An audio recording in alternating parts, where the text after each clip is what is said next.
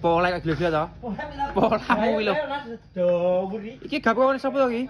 Gapurane sapa? Gapura piye to? Lha apa to iki? Iki, Mas. Iki lemari model apa kok gede iki? Lemari tumpuk, lemari viral lho gak jo. Wah, alah, tak kok gapura Mas nggih, heeh. Kaya apa dajal jerone? Forme, Mas. Wah, ya ngono. Patang gaji. Heeh. Iki wis lagi. Oh, pintu geser. Pintu geser to. Wah, iya, Bro. Lagi baca gamis-gamis gambar macan tutulke ya kena. Oh iya, heeh. Nah, iki setengah iki, Mas. Heeh. Spesial iki lho. Iki apa jenenge iki? Iya nggon makromah to jilbab Oh, kuwi lho. nggon jilbab. Jilbab, sarung ya kena. Batenku kok ndok dhewe lemari iki piye iki konsep iki ya. Heeh. Enak lho, Mas. Piye nih Mas Wi?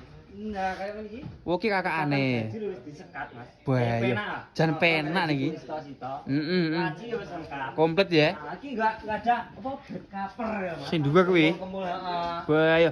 Lah sak gede niki lawangku ndak apa iso mlebu omah engko? Iki kena don, Mas. Kena don ki piye? Iki bisa dicepot ngono kae lho. Oh, copotan atas bawah. Terus gawe copotan. Lah regane piro niki? 7 juta ae, Mas. 7 juta sakmene gede niki. Gede iki. Kayak iku mesti ongkir larang nek engko. Ongkir neng ditong nak kuwi gratis ongkir. Loh. Jawa Timur, Jawa Tengah, Madura, Jogja wis gratis ongkire, Mas. Tenan apa ora? Ya tenan to bayar iki ya COD. Lho kok COD? Heeh to, barang datang baru dibayar. Kok penak men kene iki.